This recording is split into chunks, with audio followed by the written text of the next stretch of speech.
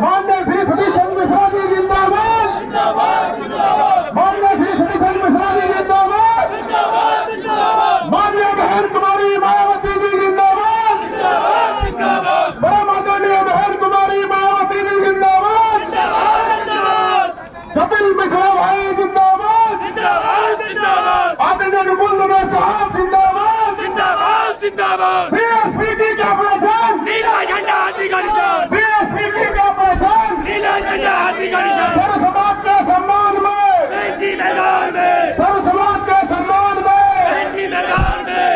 सभी साथियों से अनुरोध है कि जोरदार तालियों के साथ स्वागत करें संबंधित साथियों। और बड़ी माला से आज के चीफ गेस्ट माननीय सांसद आदरणीय श्रीचंद मिश्रा जी, माननीय सांसद कुंवर दानी सिंह जी, पूर्व कैबिनेट मंत्री नकुल दुबे साहब, हमारे भाई कपिल मिश्रा जी का जोरदार स्वागत, जोरदार तालियों के साथ स्वागत हमारे साथियों। बहुजन समाज पार्टी जिंदाबाद, बहुजन समाज पार्टी जिंदाबाद, माननीय बहन कुमारी मायावती जी जिंदाबाद, माननीय बहन कुमारी मायावती जी जिंदाबाद। सांसद जी आप संघर्ष करो, माननीय सांसद जी आप संघर्ष करो। सभी साथियों का बहुत बहुत धन्यवाद। जिन साथियों ने स्वागत कर लिया कृपया नीचे की ओर चले जाए, दूसरे भाइयों का नंबर आनेंगे। भाई परवीन वसीफ जी मेरठ मंडल सोलगढ़, भाई नथुराम शर्मा जी, भाई पंडित सत्येंद्र शर्मा जी, तपेश्वर त्यागी जी, विवेक शर्मा जी, तिलक शर्मा जी, साथी मिलकर आज के चीफ गेस्ट माननीय सांसद जी को भगवान परशुराम जी का परसा भेंट करेंगे। माननीय वशिष्ठ जी परसा कहाँ रह गया?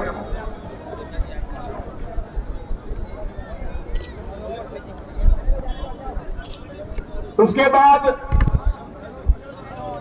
माननीय सतीश चंद्र मिश्रा जी का स्वागत चांदी का मुकुट पहनाकर पंडित वरुण शर्मा जी, जिला प्रभारी बसपा, आप आए। और जो साथी स्वागत कर रहे हैं वो नीचे जाते हैं। भाई ये प्रोग्राम भी आपका है, महफिल भी आपकी है, पार्टी भी आपकी है। जोरदार तालियों के साथ स्वागत हमारे साथियों। भाई वरुण शर्मा जी चांदी का मुकुट लेकर आए।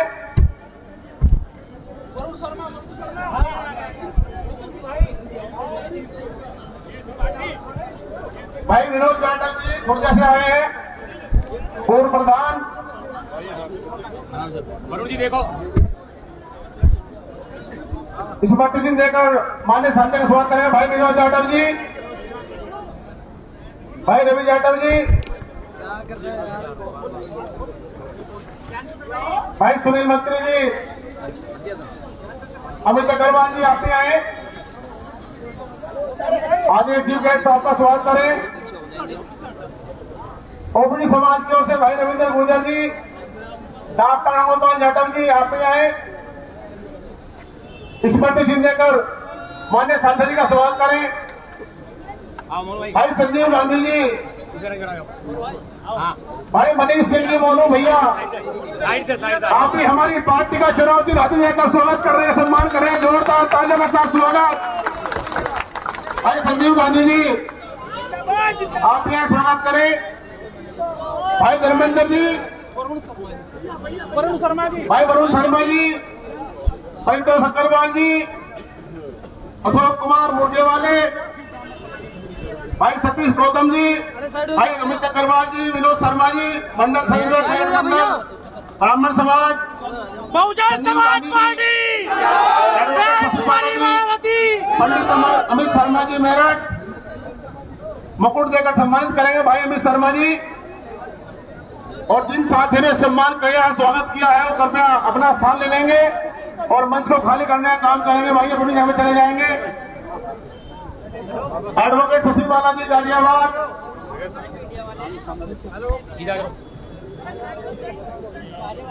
भाई रविंद्र गुर्जर जी स्वागत कर रहे हैं। जोरदार तालियों के साथ स्वागत।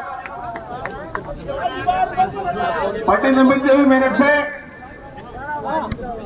सोने का मुकुट देकर स्वागत करेंगे। जोरदार तालियों के साथ स्वागत सम्मानित साथियों। देखो देखो देखो इधर देखो। भाई अनवर चौधरी जी बुक्का देकर सम्मानित करेंगे।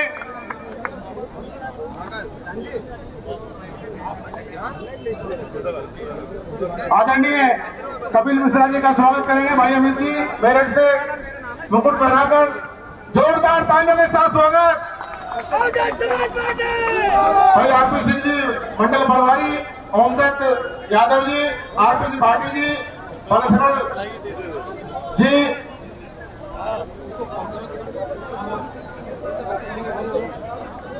अमित अग्रवाल जी आए और सांसद कुंवर दानिश जी का स्वागत करें। अग्रवाल जी राजकुमार सागर जी आए, वो भी स्वागत करें। तालियों के साथ स्वागत करें सम्मानित साथियों।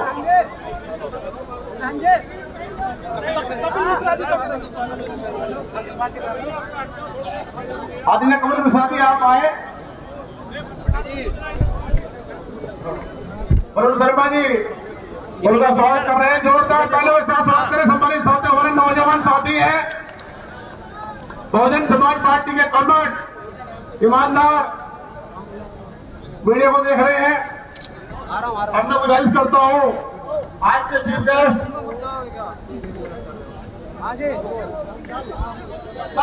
भाई दीपक रावत जाट समाज से, भाई रमेश चौधरी जाट समाज से माननीय सांसद जी का मुकुट पहना स्वागत करेंगे, शॉल भेंट करेंगे। जाट समाज की ओर से, पश्चिम उत्तर प्रदेश की ओर से सर देखो भाई संजीव गांधी जी भी मौका देकर सम्मानित करेंगे।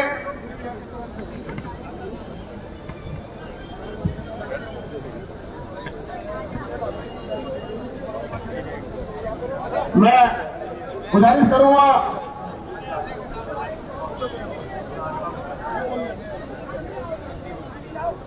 संदीप जाटव जी भी स्वागत करेंगे।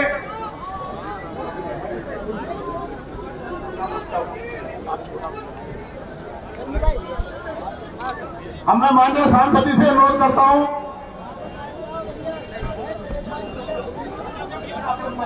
अब्दुल मलिक जी आए, सभासद, और चांदी का मुकुट देकर माननीय सांसद को सम्मानित करें। पंडित नथुराम जी आप इस प्रतिदिन देकर सम्मानित करेंगे। भाई रवि जाटव जी इधर देखो। आदरणीय मिश्रा जी का स्वागत करेंगे। भाई रवि जाटव जी मौका देकर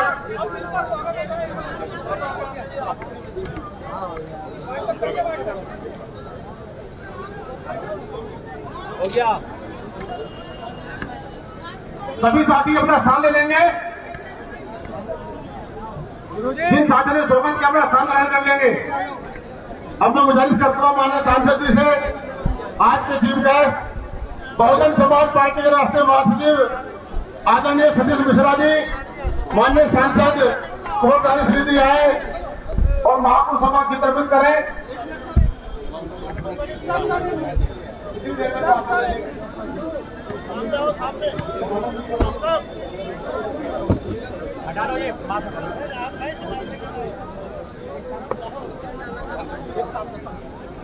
जिलाध्यक्ष जी स्वागत करें अपुर वाले, माननीय सांसद जी पुरस्कृत करें महापुरुषों पर, बाबा साहब पर, डॉक्टर भीमराव अम्बेडकर पर, आदरणीय कुंवर दानिश जी सांसद, आदरणीय कपिल मिश्रा जी, आदरणीय नुपुर दुबे जी आप ही आए। और जिन साथियों ने सम्मान कर लिया सब लोग अपने स्थान में बैठ जाएं।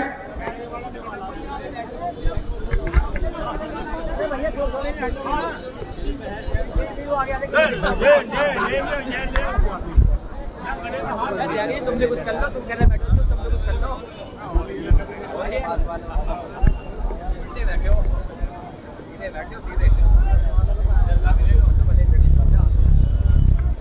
अब मैं गुजारिश करता हूं आदरणीय रणबीर चौधरी जी से, ओबीसी समाज को देख रहे हैं, जाट समाज को पूरे पश्चिम उत्तर प्रदेश में, कि आप आए 2 मिनट थोड़ी बात रखें। रहेगा मामला।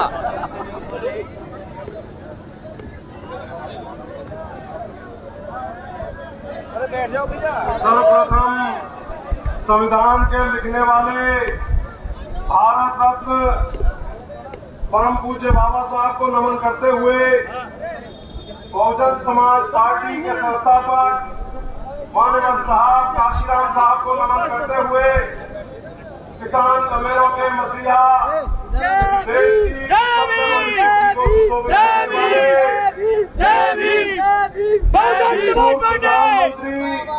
चौधरी चरण सिंह जी को नमन करते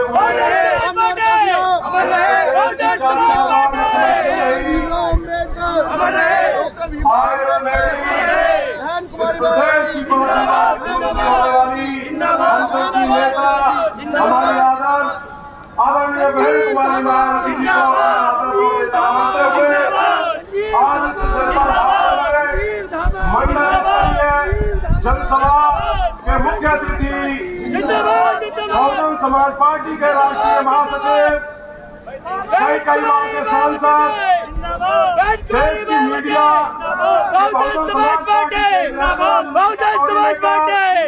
डॉक्टर बी आर अम्बेडकर मान्यवर काशीराम साहेब मान्यवर काशीराम साहेब कुमारी मायावती जी कुमारी मायावती कुमारी मायावती कुमार थाने सभी साहब इस कार्यक्रम में साहब के साथ कंधे से कंधा मिलाते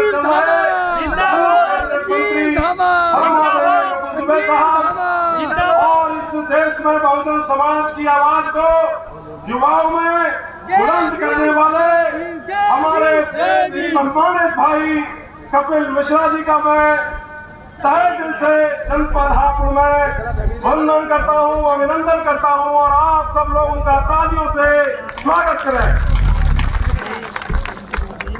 मित्रों, नौजवान साथियों और इस मंच पर जितने भी मेरे सम्मानित मंचासीन नेतागण बैठे हैं, सभी का अभिनंदन। और मेरे सम्मुख बैठे हुए बुजुर्गों, नौजवान साथियों, आज लड़ाई उस मोड़ पर आ गई है कि आपके एक एक वोट की ताकत से इन निकम्मी सरकारों को हरा करके बहुजन समाज पार्टी की स्पष्ट बहुमत की सरकार बनाने का समय आ गया है। एक इतिहास रचने का समय आ गया है। आदरणीय बहन कुमारी मायावती जी को इस 5वीं बार इस प्रदेश का मुख्यमंत्री बना करके आप एक इतिहास रचने का काम करेंगे। मैं मीडिया में बैठता हूं, मेरा मीडिया के बंधु ये तभी जुबान से कहते हैं कि बीएसपी को रोकने वाला उत्तर प्रदेश में कोई नहीं है। मैं आज अपनी बात को ज्यादा ना कहते हुए मैं अपने मुख्य अतिथि जी माननीय परम आदरणीय सतीश चंद्र मिश्रा जी को अपना सारा समय देता हूं और अपनी बात यही खत्म करता हूं। जय भीम, जय भारत, जय जाट समाज।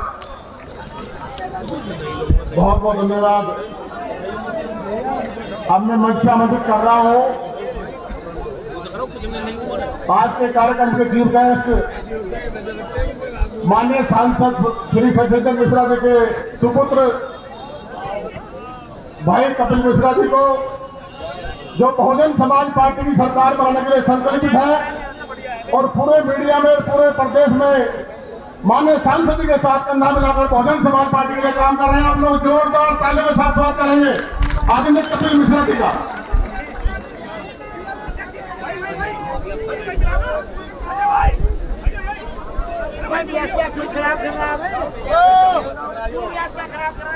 मंच के उपस्थित सभी जनों को और खास तौर से जो आज आप सब लोग दूर दूर से हमारी आदरणीय पिताजी की बातें और विचार सुनने आए, समझते हैं, उन सभी को मैं दिल से प्रणाम करता हूँ। साथियों, हमें आदरणीय बहन जी के कार्यकाल को याद करने की जरूरत है और उस वक्त को याद करने की जरूरत है। उस समय सभी लोग कितने सुरक्षित थे, खास तौर से इस प्रदेश की महिलाएं। पिछले 10 साल से सिर्फ यहाँ गुंडा राज और कुछ नहीं हुआ, बस सिर्फ यही गुंडा राज शुरू हुआ है, जिसमें सबसे ज्यादा असुरक्षित हमारी माँ, बहनें, बेटियां और इस प्रदेश की सभी महिलाएं हैं। हम अभी भी कहीं भी जाते हैं तो वहां के जो हमें महिलाएं मिलती हैं सब आदरणीय बहन जी के वक्त को, उनके कार्यकाल को याद करती हैं। साथियों, मैं सर्व समाज के सभी नौजवानों भाइयों बहनों से कहना चाहूंगा कि आपके साथ पिछले 10 साल से धोखा ही धोखा हुआ है और इन दोनों सरकारों ने सिर्फ धोखा देने का काम किया है। इन्होंने 2 करोड़ नौकरियां देने का वादा किया था, लेकिन उसके बदले इन्होंने 2 करोड़ नौकरियां छीनने का काम किया है। कोरोना काल के बाद जो लोग बेरोजगार हुए थे और दूर दूर से अलग अलग प्रदेशों से मजबूरी के बाद अपने अपने इस प्रदेश में लौट के आए थे, उनको आज तक रोजगार नहीं मिला है। बल्कि जब हमारे नौजवान साथी रोजगार की मांग करने और बेरोजगार लोग अपनी नौकरी के लिए भी इस सरकार के दरवाजे खटखटाते हैं, जब मांग रखते हैं, तो उनको बदले में सिर्फ लाठी और डंडे ही देती है ये सरकार। तो वक्त आ गया है साथियों इनके असली चेहरे को पहचानने का। और मैं आजकल के खास तौर से युवा नौजवान जो कि स्कूलों में हैं और कॉलेज में हैं, जिनको आजकल में इन्होंने बहाना लिया है और नई स्कीम निकाली है कि अब लैपटॉप और टैबलेट और मोबाइल फोन ये बांटेंगे। आपको इनसे सवाल पूछना चाहिए कि इनके ये विचार, और वो भी अभी तक पता नहीं कि कितना ये करेंगे या कितना हवा में बातें हैं, लेकिन जब पिछले 1.5 साल या लगभग 2 साल होने जा रहे हैं, कोरोना की वजह से सारे स्कूल और कॉलेजेस बंद पड़े थे, सब लोग मजबूर हो गए थे अपने घर से पढ़ाई करने के लिए। तो तब ये लोग कहाँ थे? तब सब हमारे बेचारे गरीब भाई बहन जो जिनके पास फोन नहीं, कंप्यूटर नहीं, वो लोग वंचित रहे वर्क फ्रॉम होम, क्योंकि सब पढ़ाई कंप्यूटर के थ्रू चल रही थी। तो इनको ऐसा ही ध्यान था, तो इनको ये लैपटॉप, मोबाइल फोन, टैबलेट सब बांटने चाहिए थे। तो ये सिर्फ दिखावा है, चुनाव पास आ रहे, बस लुभाने के इनके तरीके हैं। आरक्षण के नाम पे भी ये सरकार सिर्फ धोखा देने का काम कर रही है। चाहे रेलवे हो या और कोई भी सरकारी यूनिट हो, एक एक करके सब ये प्राइवेट कंपनियों के हाथों में बेच रही है। और ये आप सब जानते हैं कि किसी भी प्राइवेट कंपनियों में कहीं कोई आरक्षण नहीं होता है। तो जब सरकारी नौकरियां ही नहीं बचेंगी तो किस बात का आरक्षण और किस बात की सरकारी नौकरियां? तो ये भी सिर्फ इनका एक दिखावा है। वहीं जमीनी तौर पे और हकीकत में कहीं भी आप आरटीआई में जाके देखेंगे, आदरणीय बहन जी के कार्यकाल के वक्त 23,50,000 युवाओं को नौकरियां दी गई थी। और ये लोग सिर्फ खाली हवाई बातों में और अपने झूठे प्रचारों में सिर्फ दिखावे का काम करते हैं कि हमने इतनी नौकरियां दिया, हमने ये काम किया है इनके लिए। बल्कि आप लोग सब जानते हैं कि सोशल मीडिया इस समय एक सबसे इम्पोर्टेंट चीज है। आजकल कहीं भी बड़े से बड़ा शहर हो, छोटे से छोटा गांव हो, हर किसी के पास मोबाइल फोन है या वो सोशल मीडिया से किसी न किसी माध्यम से, चाहे फेसबुक हो, व्हाट्सएप हो, इंस्टाग्राम हो, ट्विटर हो, सब में ये सब लोग हर कोई इस समय किसी न किसी माध्यम से जुड़े हैं, जिसका सबसे गलत इस्तेमाल ये सरकार करती है अपने झूठे प्रचार फैलाने में, अपने झूठे प्रोपेगेंडा लोगों तक पहुंचाने में। इसीलिए मैं लोगों से ये अनुरोध करूंगा कि सोशल मीडिया के माध्यम से आप सभी लोग इनका खुल के विरोध करें और इनकी झूठे जो बातें हैं और जो झूठे एडवर्टाइजमेंट ये फैलाते हैं, उस पे उनका खुल के उनकी सच्चाई को और जो असली चेहरा है उसको सामने रखने का काम करें। बल्कि एडवर्टाइजमेंट की बात करें तो ये लोग हर महीना, ये सरकार, उत्तर प्रदेश सरकार हर महीना 300 करोड़ खर्च करती है सिर्फ और सिर्फ अखबारों में या बड़ी बड़ी होर्डिंगों में अपनी तस्वीरें और झूठे प्रोपेगेंडा, झूठे अपने स्कैम, अपनी जो स्कैम चीजें भी है, झूठी चीजें अपना प्रचार करने में। और वहीं आप सोच लीजिए कि 300 करोड़ अगर ये एक महीना में खर्च कर रही है तो एक साल में ये 36 करोड़ खर्च कर रहे हैं। और 5 साल में 18 करोड़, ये लोग 18,000 करोड़ खर्च कर चुके होंगे, जिसका अगर कोई हिसाब हो, बल्कि पिछले 5-6 महीने में तो पता नहीं, उसकी कोई गिनती नहीं कितना ये लोग अभी अपने प्रचारों में खर्च कर रहे हैं।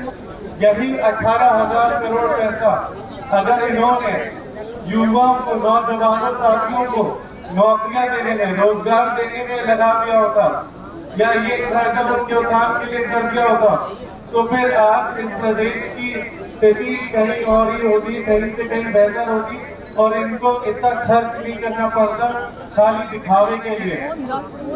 तो मैं साथियों आपसे चाहूंगा, मेरे पास बातें बहुत है आप तक रखने के लिए, करने के लिए, लेकिन अनुरोध यही करूंगा कि आप लोग अभी आज मेरे आदरणीय पिताजी की बातें जो सुनने आए, उनके विचार सुनने आए, उसको ढंग से समझें, सुने और घर घर तक जाके उनकी बातें पहुंचाने का आप लोग काम करें। वो बातें यही नहीं छोड़ के जानी है, वो आप सबके बीच आए, आप सबकी समस्याएं समझने आए। तो मैं चाहूंगा आप सब लोग अब घर घर जाके बस बताने का आपको काम करना है। खास तौर से उन्हें जो आपको डराने और दबाने की कोशिश करता है कि अब हम डरने और दबने वाले नहीं हैं, क्योंकि आदरणीय बहन जी 5वीं बार इस प्रदेश की मुख्यमंत्री बन के आने जा रही हैं। जो भी आपको डराने दबाने की कोशिश करेगा, वो ये खुद सुन के ही अपने आप या तो कहीं बिल में छुप के बैठ जाएगा, या घर से घुस के अपना निकलने की हिम्मत तक नहीं करेगा। तो मैं यही चाहूंगा, अब किसी को डरने की जरूरत नहीं है, और घर घर जाके यही बताने की जरूरत है कि आदरणीय बहन जी आ रही हैं। मैं इन्हीं बातों के साथ आपसे आज्ञा लूंगा, लेकिन ये जरूर कहना चाहूंगा, क्योंकि आज वक्त कम है, आप सब लोग काफी देर से यहाँ पे हैं हमारी आदरणीय पिताजी के विचार सुनने, लेकिन मैं वादा करते हुए जाता हूँ कि मैं आप सबके बीच एक बार फिर से आऊंगा और 10 बार आऊंगा, लेकिन आपका कोई अतिथि या मुख्य अतिथि बन के नहीं, आपका मुख्य साथी बनने आऊंगा, और आपकी से कंधा लड़ा के आपकी दिक्कतों का सामना करने आऊंगा। इन्हीं बातों के साथ मैं आपसे आज्ञा लेता हूं। जय भीम, जय भारत, जय परशुराम। बहुत बहुत धन्यवाद आदरणीय मिश्रा जी। अब मैं मंच पर आमंत्रित कर रहा हूं अमरोहा के सांसद आदरणीय कुंवर दानिश जी को, वो हर अपनी बात रखें। बहुजन समाज पार्टी जिंदाबाद, जिंदाबाद, जिंदाबाद। बहुजन समाज पार्टी जिंदाबाद, जिंदाबाद, जिंदाबाद। आदरणीय बहन कुमारी मायावती जी जिंदाबाद, जिंदाबाद, जिंदाबाद। आज के इस मंडलीय सम्मेलन के मुख्य अतिथि बहुजन समाज पार्टी के राष्ट्रीय महासचिव, राज्यसभा में पार्टी के नेता आदरणीय श्री सतीश चंद्र मिश्रा जी, मंच पे उपस्थित पूर्व कैबिनेट मंत्री भाई नकुल दुबे जी, अभी अभी आपने हमारे नौजवान साथी का बहुत जोशीला भाषण सुना भाई कपिल मिश्रा जी का। मुझे खुशी है इस बात की कि बहुजन समाज पार्टी ने भी ये दिखा दिया कि हमारे यहाँ भी नौजवान जो है किस तरीके से पार्टी में उनको ट्रेनिंग देकर के लाया जाता है। मंच पे उपस्थित पार्टी के सभी नेतागण, हमारे छोटे भाई मनीष उर्फ मोनू भाई, हमारी पार्टी के जिला अध्यक्ष देवेंद्र भारती जी, हमारे कोऑर्डिनेटर पेपला जी, और सभी, मैं सबका नाम ले सकता हूं।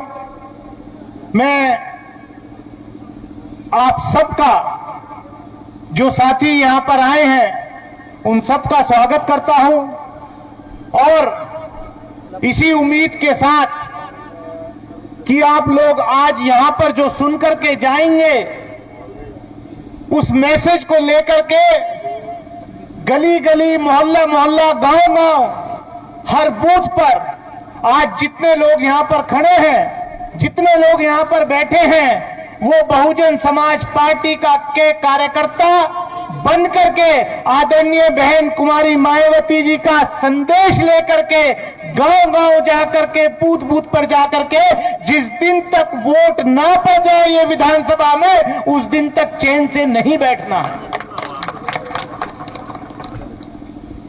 आप जानते हैं कि पिछले 5 साल में कौन सी सरकार उत्तर प्रदेश में चल रही है? जो सरकार उत्तर प्रदेश में है, जो सरकार केंद्र में है, वो किसान विरोधी है, वो दलित विरोधी है, वो गरीब विरोधी है। उत्तर प्रदेश की जनता ने बहुत सब्र कर लिया कि अब और इंतजार नहीं होगा। उत्तर प्रदेश की जनता इंतजार कर रही है कि कब इस सरकार का कार्यकाल पूरा हो, कब जो है जिस दिन वोट पड़े और बहन कुमारी मायावती जी को 5वीं बार उत्तर प्रदेश का मुख्यमंत्री बनाने का मौका मिले।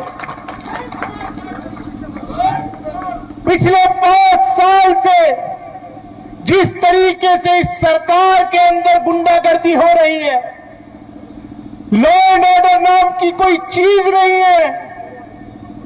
आप जानते हैं कि आए दिन घटनाएं होती है, आए दिन, चाहे हाथरस में दलित बच्ची के साथ जो घटना घटी, चाहे मेरे अमरोहा लोकसभा क्षेत्र में दलित बच्ची के साथ घटना घटी, किसी को न्याय नहीं मिला। उल्टा गांव से मेरे क्षेत्र में उस दलित परिवार को पलायन करना पड़ गया। मैं कहना चाहता हूं, लोग याद कर रहे हैं, हम संसद के अंदर कोई ऐसा संसद का सत्र नहीं जाता जिसमें गन्ना किसानों के बकाये के भुगतान की बात हम ना उठाते हो। ये नौबत क्यों आई? ये बहन जी के जमाने में तो नहीं थी। गन्ने का पेमेंट भी लगातार टाइम से हो रहा था और गन्ने का भाव भी बहन जी के टाइम में उत्तर प्रदेश के इतिहास में सबसे ज्यादा अगर गन्ने का भाव किसी ने दिया, पैसा बढ़ाया गया, तो वो बहन कुमारी मायावती जी की सरकार में बढ़ाया गया। आज साल भर बीत गया, पिछले साल का गन्ने के बकाये का भुगतान हापुड़ के किसानों का सिंभौली शुगर फैक्ट्री पर बकाया है। नया सीजन शुरू हो गया और आज भी सैकड़ों करोड़ रुपया जो है किसानों का बकाया है। कोई बात नहीं करता उनकी। क्यों? क्योंकि ये पूंजीपतियों की सरकार है। इस सरकार से को गरीब से, किसान से, वंचित समाज से कोई लेना देना नहीं है। मैं कल लोकसभा में भाषण कर रहा था, 193 में चर्चा हो रही थी प्रदूषण के ऊपर, तो मैंने सिर्फ इतना कहा कि भी हम दिल्ली और आसपास के लोग, जैसे मौसम सर्दी का आता है तो इतना पोल्यूशन हो जाता है, इतना प्रदूषण हो जाता है कि बच्चों को सांस लेने में दिक्कत होती है। 50 लाख से ज्यादा लोग हर साल जो है प्रदूषण की वजह से पहले मर जाते हैं। बच्चों की लंग्स खराब हो रही हैं। तो उसमें जो एक रिसर्च आई है उसमें यह है कि कोयले से जो बिजली का उत्पादन होता है वो कम होना चाहिए। हमें सौर ऊर्जा पर ज्यादा ध्यान देना चाहिए, हमें विंड एनर्जी पर ज्यादा ध्यान देना चाहिए। लेकिन भारत सरकार बजाय कोयले से बिजली का उत्पादन को कम करे, उल्टा उसको बढ़ाने की बात कर रही है। जब पूरी दुनिया ने कहा कि 2050 तक कोयले से उत्पादित होने वाली बिजली को खत्म करना है, तो भारत सरकार ने कहा कि हम 70 तक इसकी बात सोच सकते हैं। तो मैं कल भाषण कर रहा था लोकसभा में, मैंने कहा कहीं इसका तालमेल जो है कहीं इस बात से तो नहीं है कि पिछले दिनों भारत के एक बहुत बड़े कॉर्पोरेट हाउस को ऑस्ट्रेलिया के अंदर कोयले की खदान खरीदवाई थी। मैंने सिर्फ इतना कहा, भाजपा के सारे मंत्री, सारे सांसद सामने से खड़े हो गए। मैंने कहा मैंने तो किसी का नाम भी नहीं लिया, ये तो चोर की दाढ़ी में तिनके वाली बात है। मैंने अडानी का नाम थोड़ी लिया कि अडानी को जो है आपने खदान खरीदवाई इसलिए आप जो है ये काम कर रहे हैं।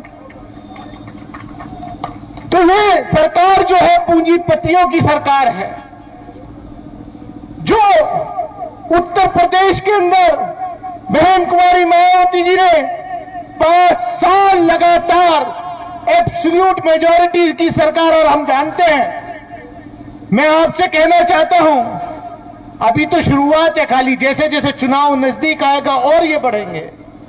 मीडिया पर ध्यान मत दीजिएगा, ओपिनियन मेकिंग पोल्स पर ध्यान मत दीजिएगा। मैं उसको ओपिनियन पोल्स नहीं कहता, वो ओपिनियन मेकिंग पोल्स होते हैं, वो उन कॉर्पोरेट हाउसेस के स्पॉन्सर्ड पोल्स होते हैं जो पैसा दे करके जो है वो मीडिया से स्पॉन्सर कराते हैं। मैं कहना चाहता हूं, जब 2007 का चुनाव उत्तर प्रदेश में हो रहा था तब भी ये ओपिनियन मेकिंग पोल्स यही कह रहे थे कि बहुजन समाज पार्टी मैदान में नजर नहीं आ रही। लेकिन जब उत्तर प्रदेश की जनता ने फैसला किया और जब रिजल्ट आया तो उत्तर प्रदेश की जनता ने बहुजन समाज पार्टी की पूर्ण बहुमत की सरकार बहन कुमारी मायावती जी के नेतृत्व में बनाने का काम।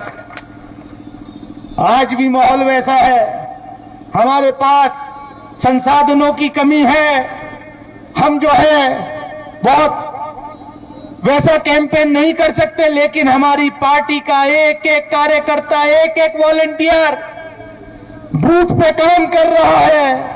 हमारी कैडर बेस्ड पार्टी है, वो कैडर काम कर रहा है। हमें शो ऑफ करने की जरूरत नहीं है, हमारा काम अंदर अंदर चल रहा है। और हम बताएंगे कि जिस दिन उत्तर प्रदेश में चुनाव होगा, आपको याद है जब पिछली बार यहां चुनाव हो रहा था तो मेरे लोकसभा क्षेत्र में भी यही था।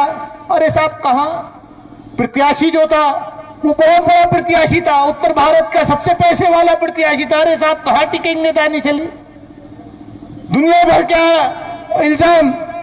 लेकिन जब चुनाव हुआ मैंने एक ही बात कही थी कि बहन जी ने मुझे आशीर्वाद दे करके भेजा है, और अगर आम ये क्षेत्र की जनता मुझे आशीर्वाद देगी तो मेरा एक कदम पार्लियामेंट के अंदर होगा और एक कदम क्षेत्र में होगा। और बहन जी के आशीर्वाद से कोई ऐसा दिन नहीं जाता जिस दिन से मुझे मेरे क्षेत्र के लोगों ने जनप्रतिनिधि चुना कि हिंदुस्तान की सबसे बड़ी पंचायत में कोई दिन रिकॉर्ड है कि मैं न बोला हूं। कोई दिन ऐसा खाली नहीं गया कि मैंने लोकसभा के अंदर देश के वंचित समाज की बात ना उठाई हो, देश के दलित पिछड़े अकलियत की बात ना उठाई हो। तो मैं चाहता हूं कि आप भी ऐसे ही बहुजन समाज पार्टी के प्रत्याशियों को चुने, अपना आशीर्वाद दें। अगर आप ऐसे ही आशीर्वाद दे करके विधानसभा चुनाव में बहन जी के को आशीर्वाद देंगे, बहन जी के प्रत्याशियों को आशीर्वाद देंगे, तो आज जो आपकी आवाज दबाई जा रही है, आज जो आपका जो हक है उसको छीनने की बात की जा रही है, वो कोई नहीं कर पाएगा। हम तो कहते हैं राज्यसभा में हमारे सांसद कम ही हो, लेकिन अकेले जिस दिन मिश्रा जी खड़े हो जाते हैं तो सामने वालों की, चाहे प्रधानमंत्री हो, चाहे गृह मंत्री हो, चाहे कोई भी हो, सब जो है थर-थर कांपने लगते हैं। जिस दिन हम खड़े होते हैं, हम तो रोज ही इस काम को करते हैं। हमें तो आजादी दे रखी है बहन जी ने, मिश्रा जी ने कि बैटिंग करो, तो हम तो रोज 20-20 खेलते हैं लोकसभा में। अगर हम इस देश में वंचित समाज की बात नहीं करेंगे, अगर हम इस देश में गरीब की बात नहीं करेंगे, मजलूम की बात नहीं करेंगे, तो कौन करेगा? उत्तर प्रदेश के अंदर जो गुंडा राज है उसको खत्म किया जाएगा आपके आशीर्वाद से। और मैं कहना चाहता हूं, कुछ लोग भ्रांतियां जरूर फैलाते हैं, मुझे गर्व है इस बात का कि बहुजन समाज पार्टी पहली पार्टी है, बहन कुमारी मायावती जी पहली लीडर थी। जब ये सरकार सीएए लेकर के ऐसा बिल लेकर के आ रही थी पार्लियामेंट के अंदर, तो बहन जी ने सबसे पहले ट्वीट किया। सीएए का विरोध अगर किसी पॉलिटिकल पार्टी ने किया तो वो बहुजन समाज पार्टी ने किया, बहुजन समाज पार्टी की नेता बहन कुमारी मायावती जी ने किया। मैं कहना चाहता हूं कि लोग अफवाह फैलाएंगे, बहुत अफवाह फैलाएंगे, लेकिन किसी अफवाह में नहीं आना है। आपको पिछले 5 साल का जो बहन जी का शासन था उसको याद करना है। मुझे याद है कोई परिंदा पर नहीं मार सकता था जब बहन कुमारी मायावती जी जो थी मुख्यमंत्री थी। किसी महिला के ऊपर, किसी लड़की के ऊपर कोई आंख उठा करके नहीं देख सकता था और कोई अपराधी बाहर नहीं घूम सकता था। इस सरकार में तो इनके खुद अपराधी, इनके खुद विधायक जो है, उन्होंने क्या किया? उन्नाव की घटना सबको याद है। कोर्ट ने भी, इस देश की अदालत ने भी कन्विक्ट करके जेल भेज दिया। लेकिन बहन जी की सरकार में अगर किसी ने शिकायत कर दी कि उनकी पार्टी का भी कोई कार्यकर्ता कोई ऐसा गलत काम कर रहा है, तो हमारी सरकार में उसको भी नहीं बख्शा जाता। मैं कहना चाहता हूं, बहुजन समाज पार्टी सर्व समाज की पार्टी है। दलित हो, पिछड़ा हो, अकलियत हो, अपरकास्ट हो, और ये आज का मंच आपको दिखाई दे रहा है कि ये सर्व समाज का मंच है। मैं ज्यादा कुछ ना कहते हुए मैं इन्हीं बातों के साथ कि आज जो मंडलीय स्तरीय सम्मेलन है हमारे यहां पर हापुड़ के अलावा दादरी से और जेवर से सरदना से, मेरठ से कई सारे प्रत्याशी यहां हैं। मैं चाहूंगा कि सब लोग, जितने वहां से भी कुछ लोग जो आए हैं, इनको आशीर्वाद दे करके, इनको जिता करके बहन जी के हाथ मजबूत करेंगे और आने वाले समय में बहन कुमारी मायावती जी को 5वीं बार उत्तर प्रदेश में पूर्ण बहुमत की सरकार बनाने का काम करेंगे। मैं इन्हीं शब्दों के साथ अपनी बात खत्म करता हूं। जय हिंद, जय भीम, जय भारत, खुदा। बहुत बहुत धन्यवाद माननीय सांसद जी। अब मैं मंच पर आमंत्रित कर रहा हूं बहुजन समाज पार्टी के पूर्व कैबिनेट मंत्री आदरणीय श्री मुकुंद दुबे साहब आए और अपनी बात रखें। बहुजन समाज पार्टी जिंदाबाद, जिंदाबाद जिंदाबाद, बहुजन समाज पार्टी जिंदाबाद, बहुजन समाज पार्टी जिंदाबाद।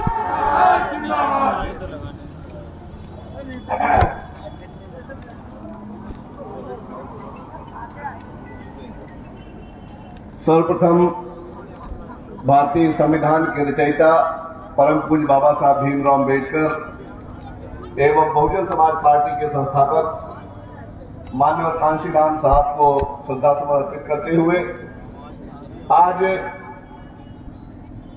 बहुजन समाज पार्टी के तत्वावधान में मेरठ मंडल की इस जनसभा में मंच पर आसीन आज के इस समारोह के मुख्य अतिथि बहुजन समाज पार्टी के राष्ट्रीय महासचिव, हम सबके मार्गदर्शक, हम सबके प्रेरणा स्रोत, माननीय सांसद राज्यसभा परम आदरणीय सतीश चंद्र मिश्रा जी, माननीय सांसद लोकसभा श्री दानिश अली जी, मेरे छोटे भाई जो कि रातों दिन बहुजन समाज पार्टी के इस कारवां को आगे बढ़ाने में आदरणीय बहन कुमारी मायावती जी को उत्तर प्रदेश का 5वीं बार मुख्यमंत्री बनाने के लिए संकल्पित मेरे भाई कपिल मिश्रा जी, मंच पर विराजमान कश्यप साहब, हमारे भाई चौधरी साहब, हमारे पेपला साहब, जितने भी हमारे सेक्टर पदाधिकारी है, जिला अध्यक्ष है, हमारे सारे प्रत्याशी बंधुओं, सामने की ओर बैठे हुए मेरे सम्मानित बड़े बुजुर्गों, मेरी माताओं बहनों, मेरे नौजवान साथियों और मीडिया के बंधुओं, इससे पहले कि मैं अपने बात शुरू करूं, हम सबके लिए बहुत ही हर्ष का विषय है कि आज यहां पर कई हमारे बहुत ताकतवर लोग कई पार्टियां छोड़ करके बहुजन समाज पार्टी में शामिल हो रहे हैं। सबसे पहले मैं नाम ले रहा हूं श्री कृपाराम शर्मा जी का, जो कि कांग्रेस पार्टी को छोड़ करके आज बहुजन समाज पार्टी की सदस्यता ले रहे हैं। माननीय मुख्य अतिथि महोदय को वो हाथी भेज करके उनका स्वागत करेंगे और हाथी को आज इस प्रदेश में जल्दी करिए भाई, अन्य लोग जो कि ज्वाइन कर रहे हैं उसमें श्री राजकुमार जाटव जी, जो कि प्रदेश उपाध्यक्ष है रिपब्लिक पार्टी ऑफ इंडिया के, इंजीनियर सचिव सचिन बडेरा जी, जो संस्थापक व युवा एकता शिक्षा समिति उत्तर प्रदेश के हमारे संस्थापक बंधु हैं, श्री भीम आर्मी के आजाद पार्टी के संस्थापक सदस्य श्री राजकुमार जाटव जी, श्री के सिंह जी, गौतम कुमार जाटव जी, सभी लोग आज बहुजन समाज पार्टी की सदस्यता ले रहे हैं। मैं बहुजन समाज पार्टी के उन सब की ओर से उन सबका हार्दिक स्वागत और अभिनंदन करता हूं। साथ ही हमारे सत्ताल गौतम जी, अकुल कुमार जी, अरुण कुमार जी, रोहित कुमार जी, सचिन बौद्ध जी, आलोक भारती जी, मांगेराम सैन जी और श्री वीपी सिंह जी, जो कि Shri VP Singh ji, Mahipal Gautam ji, advocate Om Prakash Gautam ji, doctor Arvind Kumar Gautam ji, Saddam Singh Gautam ji, आप सब लोग भीम आर्मी छोड़ करके आज बहुजन समाज पार्टी की सदस्यता ले रहे हैं। मैं चाहता हूं जोरदार तालियों से हम अपने भाइयों का स्वागत और अभिनंदन करें। मैं अपनी बात मात्र 2 मिनटों में समाप्त करूंगा। मैं आप सब लोगों से एक बात जानना चाहता हूं, जितने लोग यहाँ पर खड़े हैं, बैठे हैं, मैं आप सब लोगों से इस मंच के माध्यम से जानकारी चाहता हूं कि बताइए पिछले 5 सालों में क्या हमारे सर्व समाज का अपमान हुआ है कि नहीं हुआ है? अगर सर्व समाज का अपमान हुआ है, मुस्लिम समाज का अपमान हुआ है, दलितों का अपमान हुआ है, ब्राह्मणों का अपमान हुआ है, तो कब बताइए हम सब लोगों को चैन से बैठना चाहिए? क्या कहते हैं? अगर चैन से नहीं बैठना है तो क्या हम सबको बदला लेना चाहिए? आप सब लोग बदला लेने के लिए तैयार हैं? पक्का? तो दोनों हाथ आगे जवाब दीजिएगा। बहुजन समाज पार्टी जिंदाबाद। मेरे पास तक आवाज नहीं आई, आवाज आनी चाहिए। बहुजन समाज पार्टी जिंदाबाद। बहन कुमारी माधवी जिंदाबाद। बहन कुमारी माधवी जिंदाबाद। बहुत बहुत धन्यवाद। सिर्फ इतना कहना चाहता हूं, कहां से आपको सोच ईमानदार दिखाई पड़ गई, कहां से आपको काम दमदार दिखाई पड़ गया, मुझे जरूर बताइएगा। सोच ईमानदार कौन सी थे? सोच ईमानदार है सब कुछ बेच डालो, सारी कंपनियां सरकारी बेच डालो, जहां जहां पर भारतीय शब्द लिखा हुआ था उस भारतीय शब्द को हटा करके वहां पर अडानी और अंबानी का नाम लिखने का काम करो। और दूसरी बात क्या कहते हैं? कहते हैं काम दमदार। आप लोगों ने भी देखा होगा, सैकड़ों लोग, 700 से ज्यादा लोग आप लोगों के आस पास ही ठंड में बैठ करके दुखी आत्माओं से अपने अपने प्राणों का बलिदान दे दिया। हजारों लोगों ने इसी यमुना एक्सप्रेसवे पर और इन सब रोडों पर पैदल चल चल करके अपने जान को देने का काम किया। हजारों लाखों लोगों ने ऑक्सीजन और मेडिकल सुविधाओं के अभाव में अपने जान को देने का काम किया। मैं अपनी बात सही कह रहा हूं कि गलत कह रहा हूं? बोलिएगा, सही कह रहा हूं, गलत कह रहा हूं? तो अगर आप लोग बात को सही मानते हो तो 2022 में इनको सबक सिखाने का काम करो। अगर इन्होंने आपके मान सम्मान और आपके आत्मीयता, आपके परिवार के लोगों के साथ खिलवाड़ किया है, 2022 में इनको ऐसा उखाड़ो और ऐसा उखाड़ करके बाहर फेंको कि आने वाले 25 साल ये दोबारा आपके उत्तर प्रदेश में दिखाई न पड़े। मैं आप सबके माध्यम से आप सबका आह्वान करते हुए मुख्यमंत्री महोदय को आमंत्रित करता हूं और एक बात जरूर कहूंगा, दिल में रख करके ले जाइएगा। यहाँ पर थोड़ी आपको असुविधा हो रही है, लेकिन इस असुविधा का परवाह न करिएगा। क्या करिए? कानों को खोल दीजिए, दिल को हमारे पास दे दीजिए और मन में इन बातों को लेकर के जाइए। और पूरे हापुड़ में जानता हूं यहाँ पर हाथी बहुत तेज चिल्लाता है, यहाँ पर हाथी बहुत तेज ललकारता है। माननीय मुखर्जी महोदय की एक एक बात को अपने साथ ले जाने का काम करिए और इतनी दूर तक फैला देने का काम करिए कि भाई हाथी हम सबको रौंदता हुआ निकल चुका है। आदरणीय बहन कुमारी मायावती 5वीं बार आ रही है, ये संकल्प लेने के लिए आप लोगों को यहाँ पर आमंत्रित किया गया है। अब मैं फोटो हो जाए, फोटो हो गई,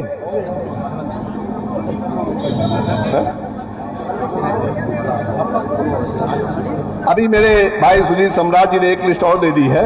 मनोज जाटव जी, राकेश गौतम जी, आशीष गौतम जी, ये जिला जनपद बुलंदशहर की टीम है। आशीष गौतम जी, ललित गौतम जी, रामजी लाल जी, गजेंद्र सिंह जी, हिमांशु गौतम जी, देवेंद्र गौतम जी, पुष्पेंद्र जाटव जी, हरिशंकर जाटव जी, वीरेंद्र वाल्मीकि जी, सचिन गौतम जी, अमित कुमार जी, हरीश कुमार जी, बलराज सिंह गौतम जी, अर्जुन गौतम जी, आप सब लोग भीम आर्मी छोड़ करके आदरणीय बहन कुमारी मायावती में पूरी आस्था व्यक्त करते हुए बहुजन समाज पार्टी की संस्था ग्रहण कर रहे हैं। मैं आप सब लोगों का बहुत बहुत स्वागत और अभिनंदन करते हुए आप सबका बहुजन समाज पार्टी में हार्दिक स्वागत करता हूं। अब मैं आमंत्रित करता हूं बहुजन समाज पार्टी के राष्ट्रीय महासचिव महोदय को कि आए हम सबको आशीर्वाद देते हुए हम सबको ये संकल्प दिलाए कि 2022 में इस मेरठ मंडल की 28 की 28 सीटें जीत करके आदरणीय बहन कुमारी मायावती जी की झोली में डालते हुए बहुजन समाज पार्टी के कारवा को मजबूत कराने के लिए आप सबको संकल्प दिलाए। माननीय मुख्य अतिथि श्री सत्येंद्र मिश्रा जी। बहुजन समाज पार्टी जिंदाबाद, माननीय बहन कुमारी मायावती जी जिंदाबाद, माननीय श्री सतीश मिश्रा जी जिंदाबाद, संसद जी संघर्ष करो, संसद जी संघर्ष करो। सभी साथी माननीय सांसद जी की पूरी बात सुनकर जाएंगे। सभी साथी भाई साइड हो जा, भैया नीचे हो जा दोस्त। मंच पर उपस्थित बहुजन समाज पार्टी के सभी सम्मानित नेतागण, मैं अपनी बात शुरू करने के पहले संविधान के रचयिता डॉक्टर बाबा साहब भीमराव अंबेडकर और बहुजन समाज पार्टी के संस्थापक मानवर श्री काशीराम जी को श्रद्धा सुमन अर्पित करते हुए और भगवान श्री परशुराम जी के चरणों पर नमन करते हुए अपनी बात शुरू करता हूं। श्री सुरेश कश्यप जी, प्रदेश महासचिव एमएलसी, श्री कुंवर दानिश अली जी, सांसद अमरोहा, श्री धर्मवीर चौधरी जी, राष्ट्रीय प्रवक्ता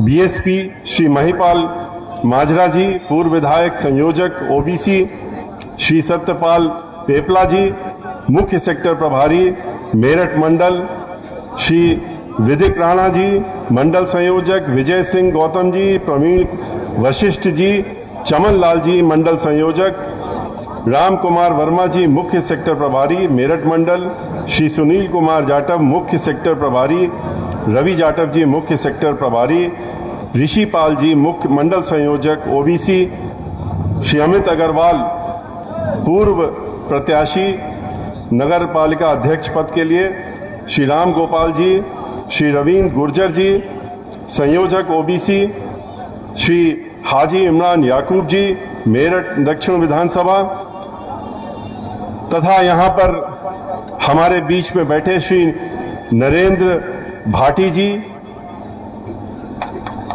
डांडा जेवर से जो हमारे प्रत्याशी हैं, श्री दादरी से श्री मनवीर भाटी जी, सरदना से श्री संजीव धामा जी,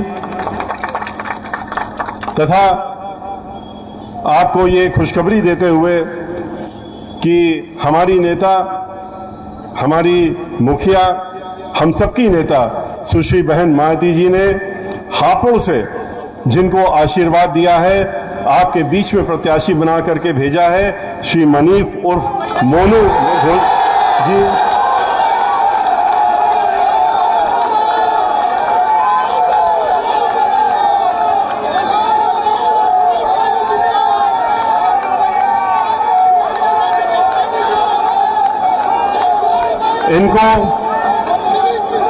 इनको प्रत्याशी के रूप में घोषित करने का सौभाग्य आज हमें प्राप्त हुआ है।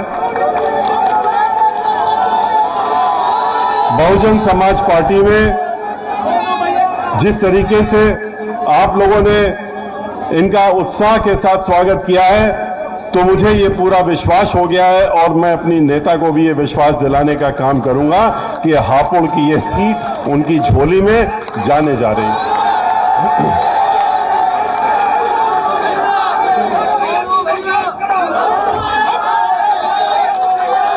यहां पर मौजूद बहुत बड़ी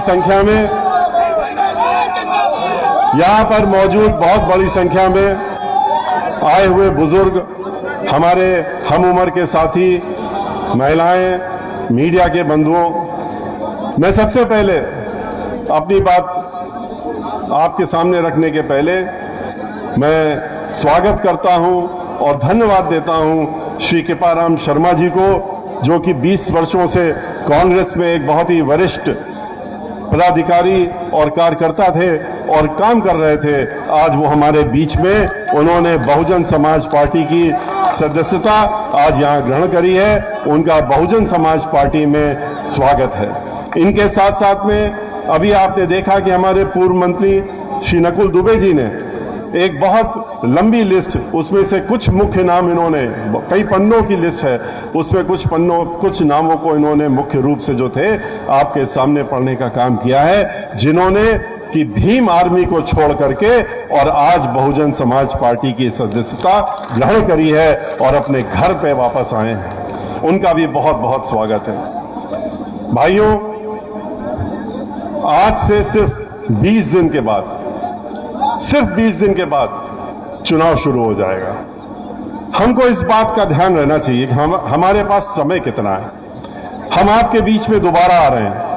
23 जुलाई से हमने शुरू किया था कार्यक्रम, जो पूरे उत्तर प्रदेश के हर जिले में जाने का, प्रबुद्ध वर्ग सम्मेलन जब किया था, और जिसमें इतनी ही बड़ी संख्या में हर सम्मेलन में प्रबुद्ध वर्ग के लोग, उसमें भी 90% खास तौर से ब्राह्मण समाज के लोग आकर के बहुजन समाज पार्टी में अपनी आस्था जताते हुए, और उन्होंने बहन मायावती जी को 5वीं बार मुख्यमंत्री बनाने का संकल्प लिया था। उन कार्यक्रमों के बाद अब माननीय बहन जी के निर्देशानुसार और उनके दिशा निर्देशन पर हम लोग पूरे उत्तर प्रदेश में मंडली बैठक कर रहे हैं।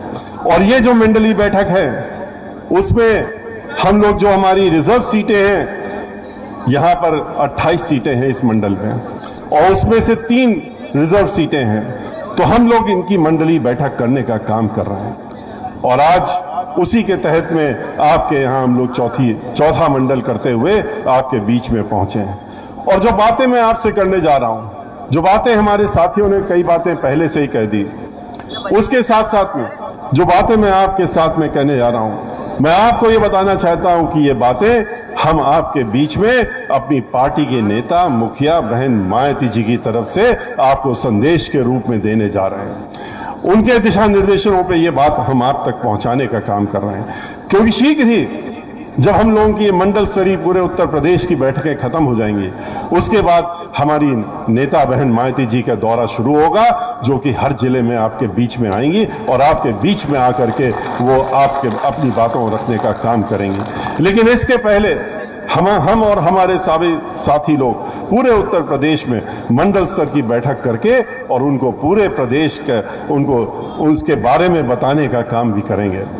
यहां से लौटने के बाद मैं उनसे जब बात करूंगा तो उनको बताऊंगा कि मेरठ मंडल में और हापुड़ में जो आज सभा हुई है, उससे ये साफ जाहिर हो रहा है कि मेरठ मंडल की 28 की 28 सीटें हम लोग बहन मायावती जी की झोली में डालने का काम करेंगे। और ये सीटें जो हैं, ये बहन मायावती जी को 5वीं बार मुख्यमंत्री जब बनेंगी, वो निश्चित है, उसको तो कोई रोक ही नहीं सकता।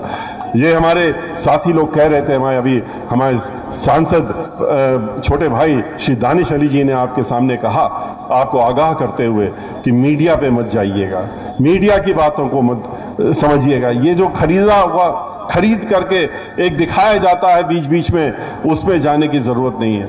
हम आपसे कहना चाहते हैं कि आप जो बात उन्होंने कही है बिल्कुल सही कही है।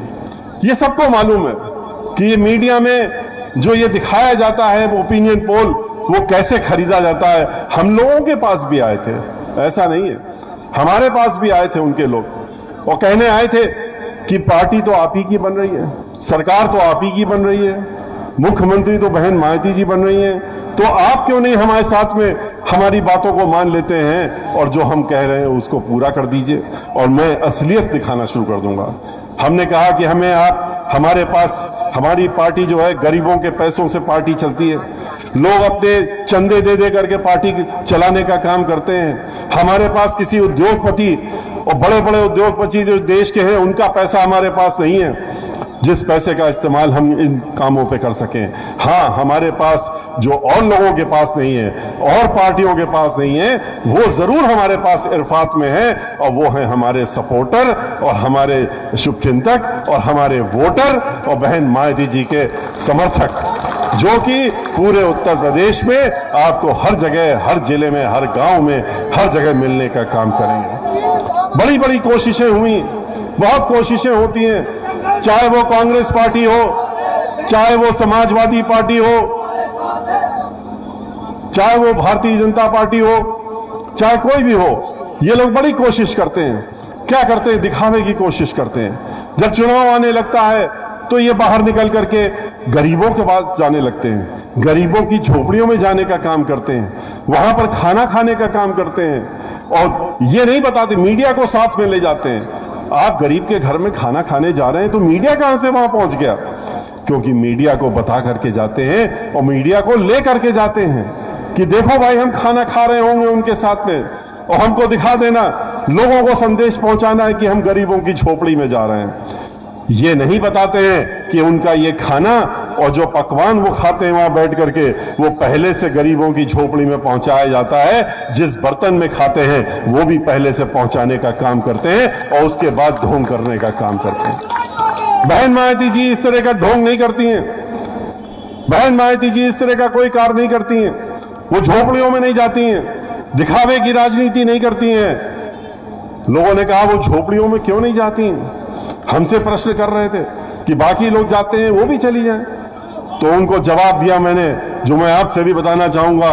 बहन मायावती जी ने कहा, कहती हैं कि हम झोपड़ियों में नहीं जानते हैं, हम झोपड़ी में जो लोग गरीब लोग रह रहे हैं उनको झोपड़ी से बाहर निकाल करके और पक्के मकानों पर भेजने का काम करते हैं। और उन्होंने 20 लाख मकान मानवर काशीराम जी की योजना चला करके 20 लाख मकान उन्होंने ऐसे गरीबों को झोपड़ियों से निकाल करके और 2-2 कमरे के पक्के मकान देने का काम किया था और वो भी मुफ्त देने का काम किया था। इन सरकारों की तरह नहीं कि पैसा लेते हैं और फिर मकान की बात करते हैं। बहन मायावती जी जो 80 लाख मकान और बन रहे थे और जो उनकी सोच थी कि एक भी ऐसी झोपड़ी में आदमी रहना रह जाए कि जो झोपड़ी में रहने वाला हो सबके पास पक्के मकान आ जाएं, तो वो आते ही समाजवादी पार्टी की सरकार ने उसको रोकने का काम किया था और उस योजना को बंद करने का काम कर दिया था।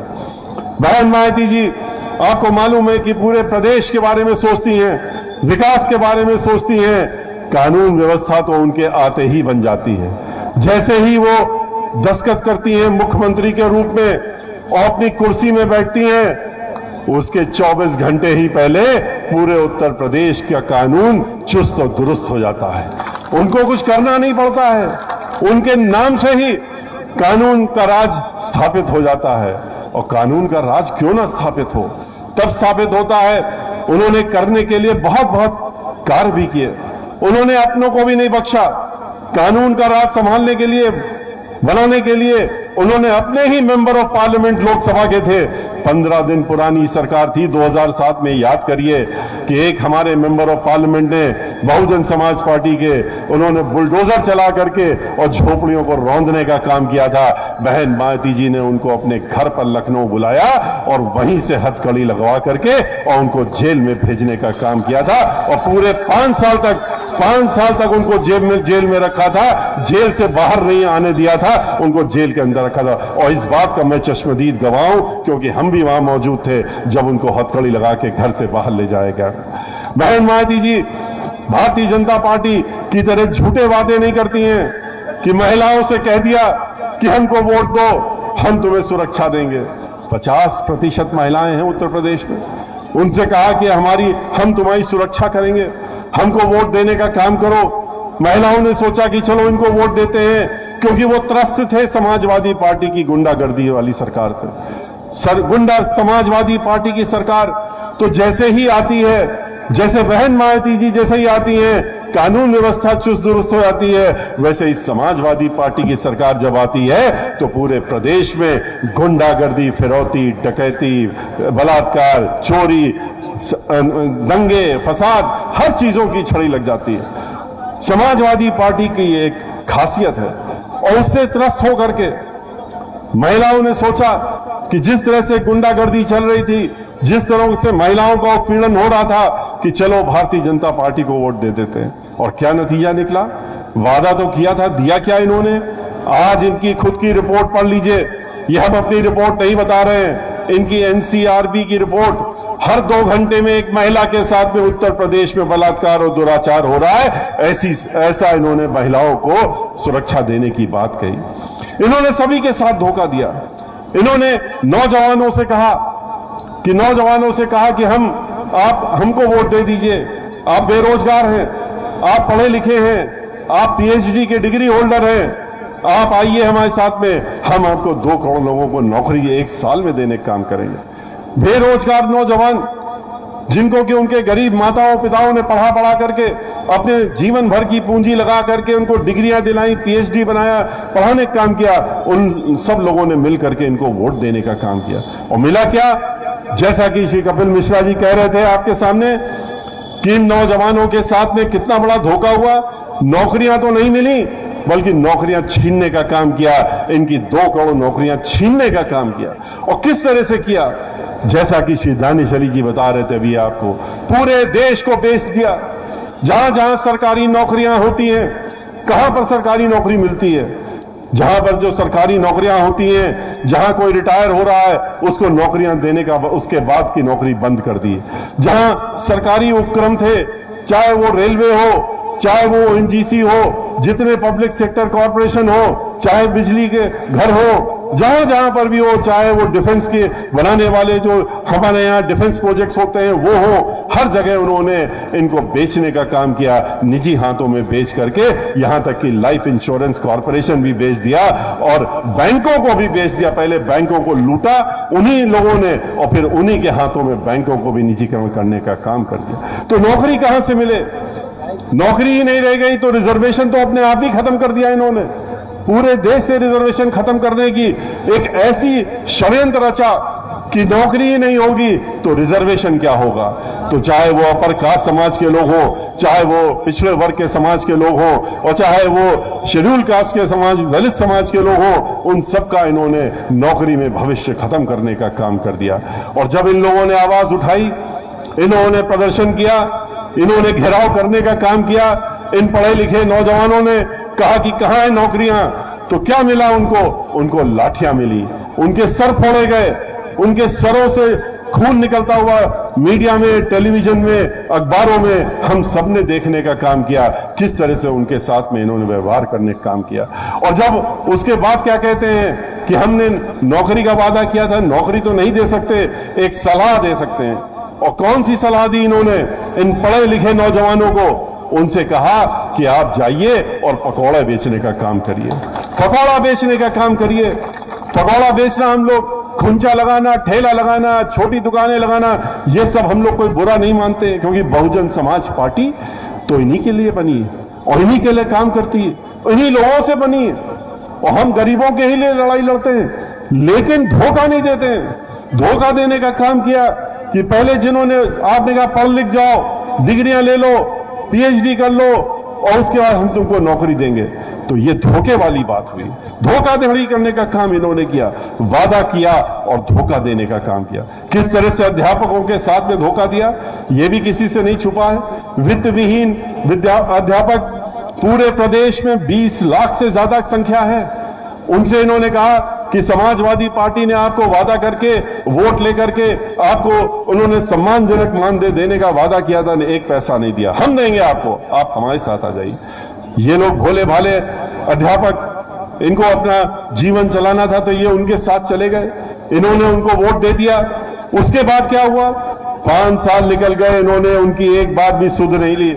4.5 साल जब बीत गए तो इन अध्यापकों ने और अध्यापिकाओं ने जाके घेराव करने का काम किया। तो जब घेराव किया विधानसभा के सामने लखनऊ में, तो वहां पर उनके ऊपर भी लाठियां चलाई और खून निकाला उनके सरों से। ये वो सरकार है जिसके लिए फिर उन्हीं अध्यापकों में से एक अध्यापिका ने, महिला ने, उसने अपना सर मुड़ाया वहां पर, और सर मुड़ा करके जब मीडिया ने पूछा कि सर क्यों मुड़ाया तुमने, उसने कहा कि आज हम इस सरकार की अंत्योष्टि कर रहे हैं और इसलिए हम सामूहिक रूप से यह एक अपना दे करके और सर मुड़ा करके हम ये घोषणा करते हैं इस सरकार की अब अंत्योष्टि का समय आ गया है। इन्होंने क्या कहा? मुख्यमंत्री जी ने, उत्तर प्रदेश के जो बड़े संवेदनशील मुख्यमंत्री, जो कि रोजाना अपने ऊपर करोड़ों रुपया खर्च करते हैं इस बात के लिए कि हम बड़ा अच्छा काम कर रहे हैं, हम प्रदेश को आगे बढ़ाने का काम कर रहे हैं, सैकड़ों करोड़ इसलिए कह रहे हैं कि वो 300 करोड़ रुपया महीने का खर्चा आरटीआई से निकला है कि इनके ऊपर खर्च होता है सिर्फ इस बात के लिए, जो ये बड़े बड़े विज्ञापन आप लोग अखबार के पहले पन्ने में देखते हैं और टेलीविजन में देखते हैं और हर सड़क में देखते हैं, इसके ऊपर 300 करोड़ रुपया खर्च करते हैं। और उसके बाद कहते हैं इन अध्यापकों के लिए, इनसे कहते हैं, इनके लिए कहते हैं, जब इन्होंने प्रदर्शन किया, कहते हैं ये अध्यापक इसी लायक थे, इन्होंने पिछले जन्म में पाप किए थे, पिछले जन्म में कुकर्म किए थे और इस वजह से इस जन्म में ये अध्यापक बने हैं। और जब अध्यापक बने हैं तो इनके ऊपर अगर लाठियां चल रही है, सर फोड़ा जा रहा है, तो पिछले जन्म के पाप जो इन्होंने किए थे उसकी सजा इनको मिल रही है। इस तरह की सोच है अध्यापकों के लिए, टीचर के लिए, जो कि हम लोगों को पढ़ाने का काम करते हैं, हम लोगों के गुरु होते हैं, जिनकी वजह से पढ़ लिख करके हम लोग आपके सामने खड़े हैं, यहां से लेकर संसद तक बोलने का काम करते हैं, बातें रखने का काम करते हैं। और ऐसे अध्यापकों को ये कहना कि ये पापी हैं, ये खाली ये सरकार कह सकती है और इस सरकार के मुखिया कह सकते हैं। अभी आपने देखा नौकरी के लिए टीईटी पूरे प्रदेश से 20 लाख नहीं 50 लाख लोगों ने उसमें फॉर्म भरा था। सैकड़ों करोड़ रुपया इनकी जेब में गया फॉर्म भरने पे, जो फीस ली थी इन्होंने। लोगों ने, गरीब बच्चों ने जा करके, लड़कों ने, लड़कियों ने अपना जा करके वहां पर इम्तिहान दिया। इम्तिहान देने के बाद जब बाहर निकले तो क्या निकला? इनको बताया गया कि अरे ये तो यहां पर तो पर्चा आउट हो गया था, पर्चा लीक हो गया, इसलिए हम कैंसिल करते इम्तिहान, बड़ी सख्त कार्रवाई करेंगे, लोगों को एनएसए में भेज देंगे। एनएसए ना हो गया, एक तमाशा बना दिया इन्होंने। लोगों की आस छीन ली। खाली ये टीईटी में नहीं हुआ है, 8 ऐसी नौकरियों की जो इन्होंने पिछले 5 साल में, चाहे लेखपाल की नौकरी हो, चाहे अन्य नौकरियां हो, चाहे पुलिस की भर्ती की नौकरी हो, हर जगह अंत में कह देते हैं पर्चा लीक हो गया। और ये इसलिए सोची समझी रणनीति के तहत में कि हमको नौकरी देनी ही नहीं है, तो हम लोग इस तरह के प्रलोभन देते रहेंगे। ये वो सरकार है जिसने खाली महिलाओं को धोखा नहीं दिया, अध्यापकों को धोखा नहीं दिया, अनपढ़ जो ये ऐसे चाहते हैं कि लोग अनपढ़ इनके आ रहे हैं, पढ़े लिखे लोगों का ये साथ देना नहीं चाहते। इन्होंने जो बेरोजगार युवक हैं, पढ़े लिखे, उनको भी धोखा देने का काम किया। और इसके साथ साथ इन्होंने किसानों को धोखा देने का काम किया। किसानों के साथ में क्या किया वो तो पूरे देश ने देखा, आपने भी देखा। हम लोग संसद में, लोकसभा में, रानी शरी जी और हमारे अन्य साथी, और राज्यसभा में हम लोग अंदर, लोकसभा के और राज्यसभा के अंदर से लेकर के बाहर तक हम लोगों ने किसानों के साथ प्रदर्शन किया। और क्यों? क्योंकि इनके ऊपर इन्होंने 3 काले कानून ऐसे लादे थे। और वो किसके लिए लादे थे? उन्हीं उद्योगपतियों के लिए, उन्हीं चुने हुए उद्योगपति जिनके हाथों में इन्होंने देश को बेच दिया है। उन्होंने कहा कि अब हमारे पास सब कुछ तो मिल गया, इस देश के हम मालिक हो गए, लेकिन जमीन नहीं मिली, हमको जमीन भी चाहिए। और जमीन के लिए उन्होंने फिर इनसे जब गुहार की, कहा कि हम आपको हजारों करोड़ रुपया देते हैं, तो अगर और ले लीजिए पर हमको जमीन भी दिला दीजिए। तो इन्होंने ये 3 काले कानून बनाए जिसके तहत में किसान जो है उसको पट्टे पे जमीन देनी मजबूरन पड़ती, और पट्टा देने के बाद उसको जमीन कभी वापस नहीं मिलती। एक साल तो उपज का पैसा दे देते, दूसरे साल कहते कि बीज खराब था, तीसरे साल कहते सूखा पड़ गया, और उसके बाद कह देते अब जमीन तो पट्टे भी है, हमारे पास मिलेगी नहीं आपको। किसान के हाथ में जो चीज है जमीन, वो भी उसके हाथ में चली जाती है। उससे कहा एमएसपी के लिए वो लड़ता रहा कि हमें न्यूनतम पैसा तो कम से कम कानून बना दीजिए, उसका कानून नहीं बनाया, लेकिन जमीन हड़पने का कानून बना दिया। और इतना ही नहीं, कहा कि हम तुम्हारी आमदनी 2 गुना कर देंगे। जब वोट लेना था तो कहा 2 गुना कर देंगे। क्या 2 गुना किया इन्होंने? किसी से छुपा नहीं है। पूरे प्रदेश में आखिरी साल चुनाव के समय, अभी जब चुनाव आ गया तब इन्होंने 25 रुपए बढ़ाने का काम किया। 5 रुपए सालाना, 25 रुपए 5 रुपए के हिसाब से पर 5 साल में सालाना किसान को गन्ना का देने की बात कही, 2 गुनों की बात करते थे। बहन मायावती जी ने कोई वादा नहीं किया था किसानों से, लेकिन किसान उनके दिल में बसते हैं। किसानों की परेशानियां उनको मालूम है, किसान के क्या समस्याएं होती हैं उनको मालूम है। जो हम लोगों के अन्नदाता हैं, जिनके बच्चे सरहद में जाकर के जान देते हैं हम लोगों के लिए, उनकी समस्याओं के बारे में बहुजन समाज पार्टी की मुखिया को मालूम है। और इसीलिए जब उनकी सरकार बनी थी 2007 में, कोई उनसे ये नहीं हुआ था कि आमदनी 2 गुनी कर देंगे, लेकिन 125 रुपए क्विंटल का दाम था, 125 रुपए क्विंटल का दाम था गन्ने का। बहन मायावती जी ने आते ही उसके बाद 5 साल के अंदर उन्होंने उसको 250 बनाने का काम किया, 2 गुना करने का काम किया था।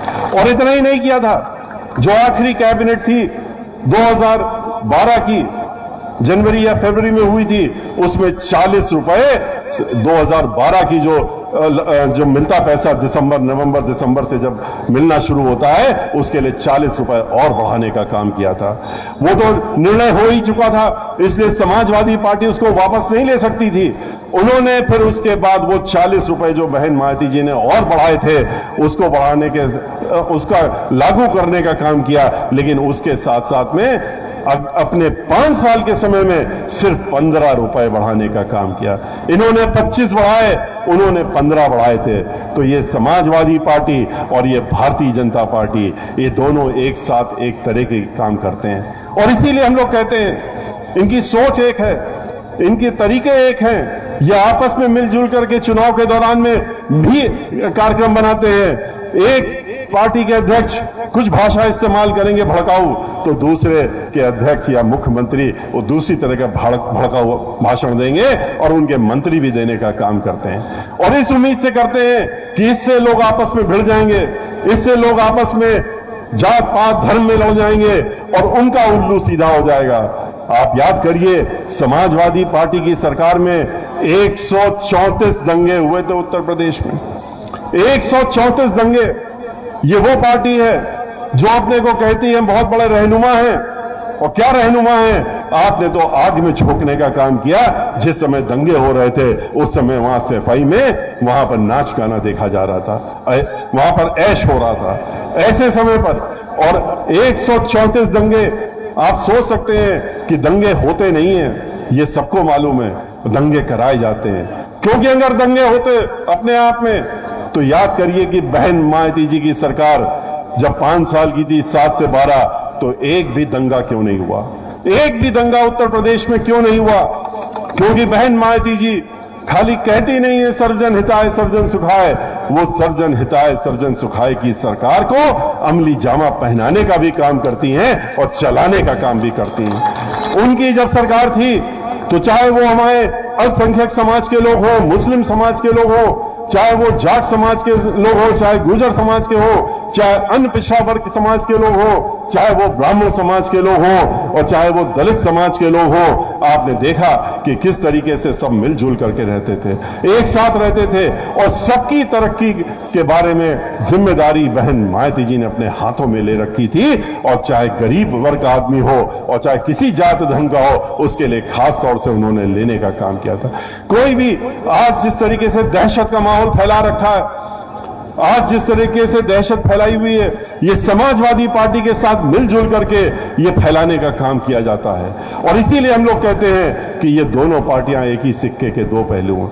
आप याद करिए 2003 में किसने समाजवादी पार्टी की सरकार बनाई थी? याद करिए, समाजवादी पार्टी की सरकार भारतीय जनता पार्टी ने बनाई थी। भारतीय जनता पार्टी और समाजवादी पार्टी एक दूसरे के पर्यायवाची हैं। अगर ए टीम है तो दूसरी बी टीम है, और दूसरी ए टीम है तो वो उसकी दूसरी बी टीम है।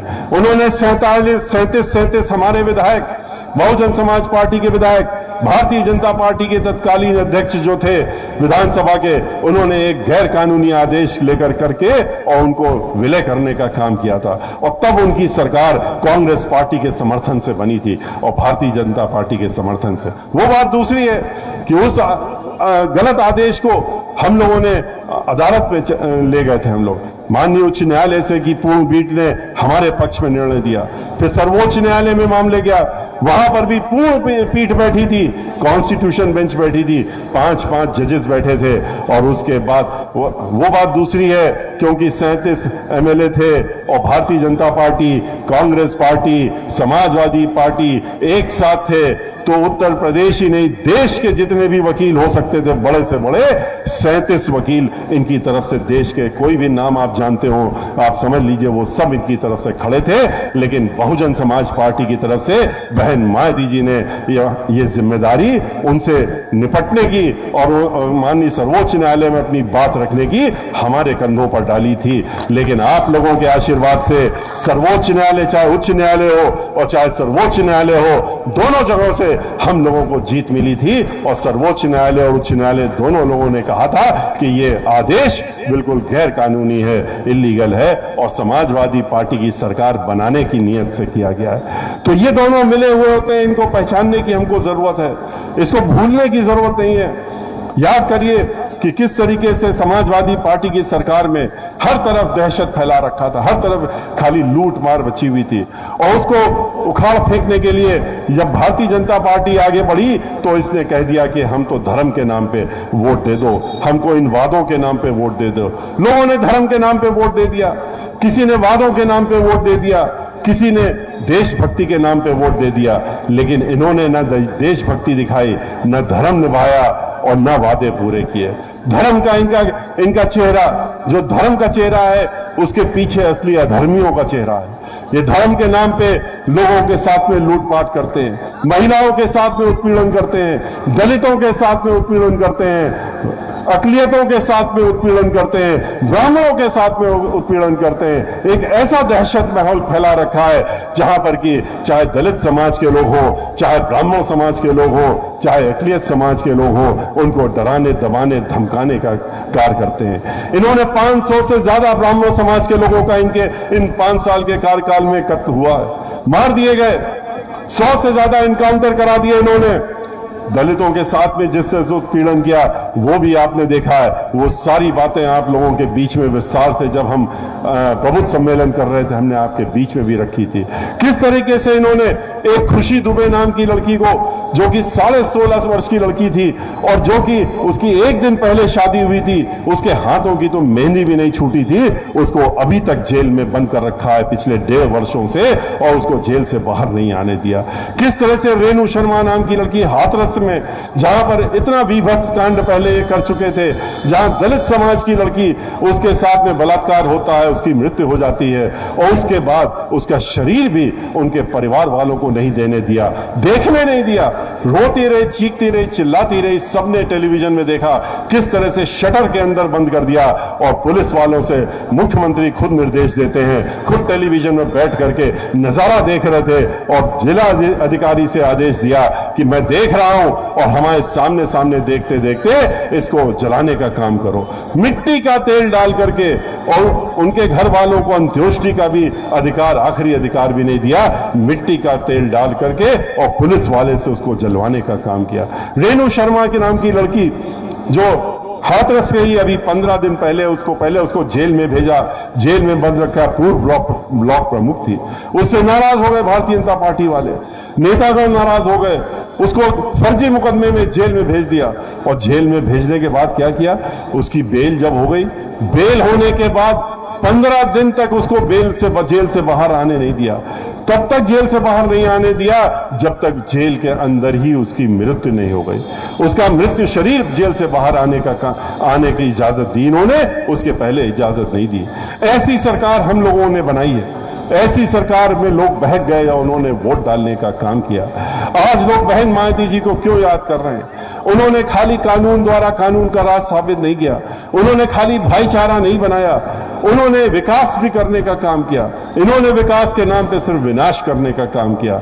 बहन मायावती जी ने 29,500 गांव पूरे देश प्रदेश में 29,500 गांव जो कि डॉक्टर अंबेडकर गांव के नाम से जाने जाते हैं, उसमें उन्होंने समग्र विकास करने का काम किया। सीसी रोड बनाने का काम किया, हर तरह का विकास करने का काम किया। 29,000 प्राइमरी स्कूल नए बनाने का काम किया। 5,000 से ज्यादा जूनियर हाई स्कूल बनाने का काम किया उन्होंने 1 दर्जन से ज्यादा यूनिवर्सिटी, नई यूनिवर्सिटी और मेडिकल कॉलेज बनाने का काम किया। 23 नए जिले बनाए, प्रदेश में 23 नए जिले बनाए। जब जिला बनता है तो उस जिले का समग्र विकास होता है, उसका हर चीज का विकास होता है। उन्होंने जितनी भी धर्म स्थलियां थी जहां पर लोगों की आस्थाएं जुड़ी थी, चाहे वो वृंदावन हो, चाहे वो बनारस हो और चाहे वो अयोध्या हो, उन्होंने वहां का भी समग्र विकास करने का काम किया था।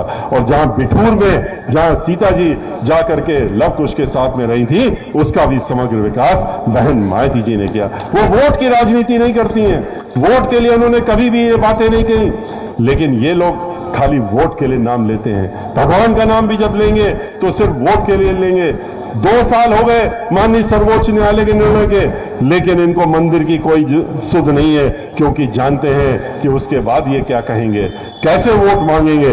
इसलिए लोगों को भड़काने के काम के लिए कई चीजों को बनाए रखते हैं। हम लोगों को आप याद करिए, बहन मायावती जी ने यूनिवर्सिटियां दी तो ऐसी वैसी यूनिवर्सिटी नहीं थी। नोएडा में इंटरनेशनल यूनिवर्सिटी थी।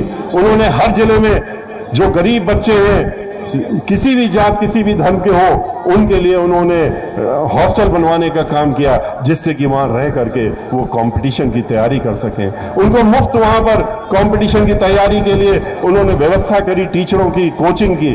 और उसके बाद आज सैकड़ों की संख्या में लोग आज पढ़ लिख करके इम्तिहान दे करके और नौकरियों पे पाने का काम हुआ, वो बहन मायावती जी ने किया।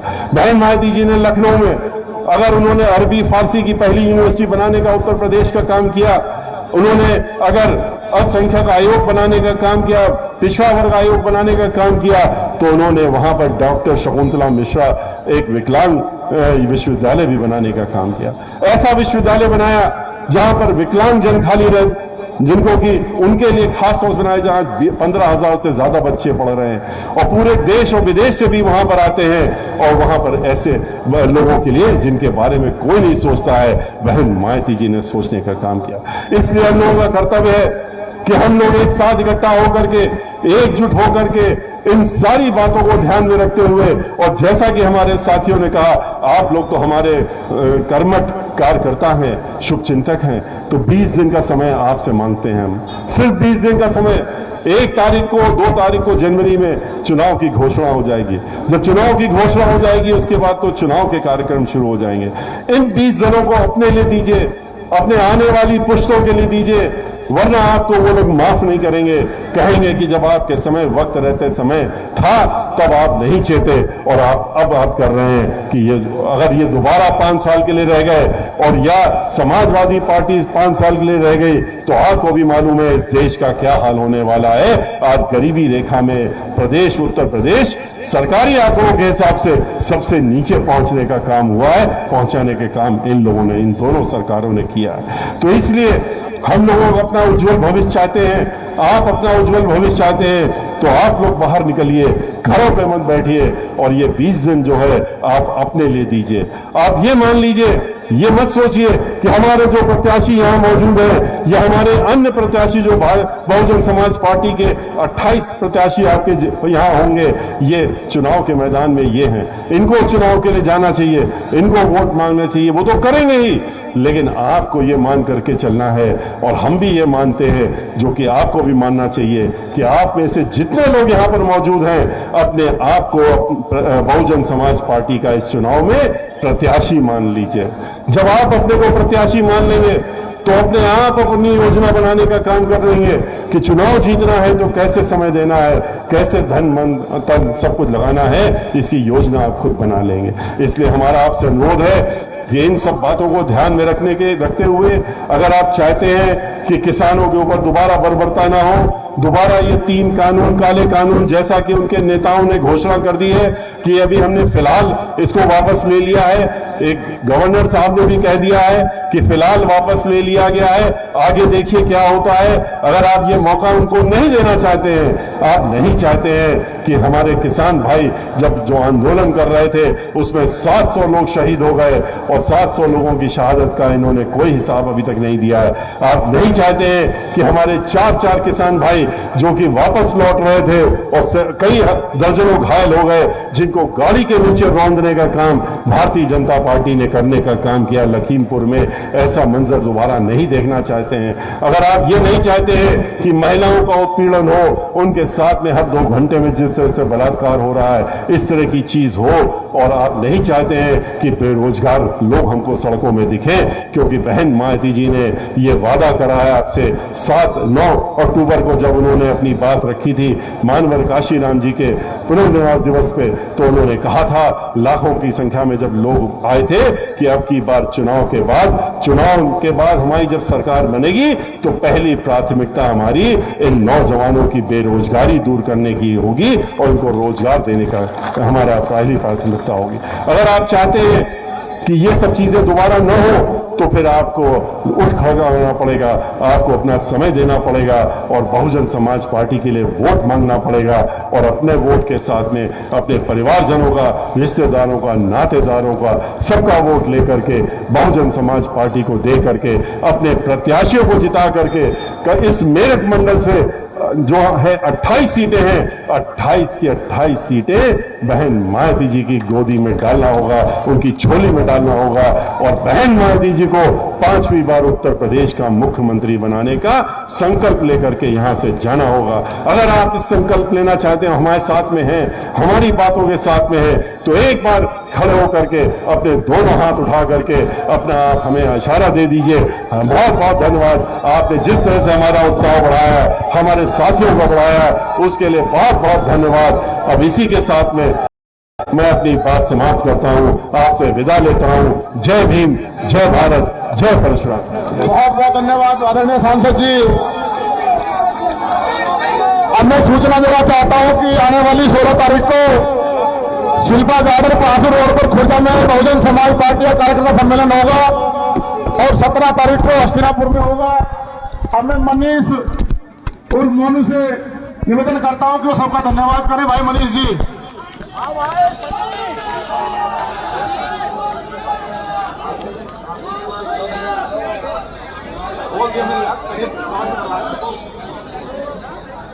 बहुजन